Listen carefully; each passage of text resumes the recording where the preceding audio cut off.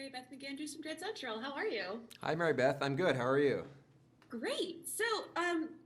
Smile is a way darker film than I expected, which is pretty incredible, like the balance of the marketing and the actual film. So, how did you approach balancing these like jump scares and these kind of traditional thoughts of a horror movie with this pretty intense discussion of mental health and trauma?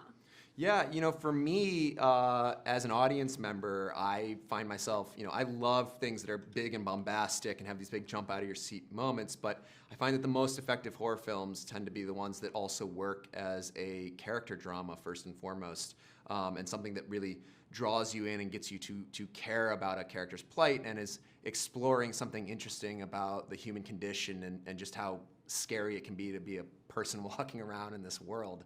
And I wanted to do something that took a lot of the internal of the character and the external of what might be coming for her and sort of, weave them together until they become indistinguishable from one another. And in terms of like, it's a little bit bleak, which is not a bad thing, but like, what are you hoping that audience kind of take away from a movie like Smile? I'm hoping that it feels like kind of a nightmarish roller coaster for them, and it's going to get them to definitely scream and squirm and laugh nervously and sort of do all these things to their body, but at the same time, hopefully there are these thematic elements that will worm their way under their skin and kind of linger with them after the credits roll and maybe get them to sort of look at the world around them a little differently after they've watched the film. For sure. And so there's some really incredible design elements of things in this movie. I'll try to keep it like vague enough. But what was it like to kind of create both the very simple smile kind of creature aesthetic and then moving into something a little different towards the end? Yeah, definitely. I mean, the smile was really fun to craft. It was always really important to me that the smiles be practical human performance based and it all started with me sort of doing it to myself in the mirror while I was writing the script and Oh, then God.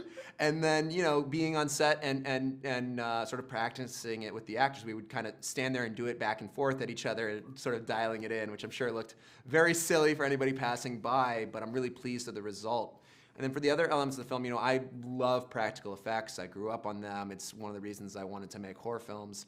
And so it was very important to me to get to use practical effects, and to Paramount's credit, they got behind that and were supportive of it. And I'm so excited for what's in store for audiences.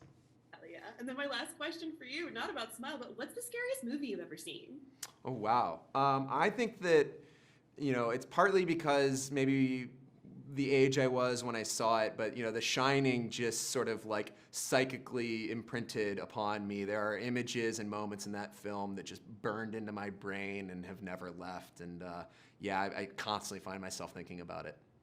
Hell yeah. Well, thank you so much, Parker, for taking the time. Thank you. This is great. I appreciate it.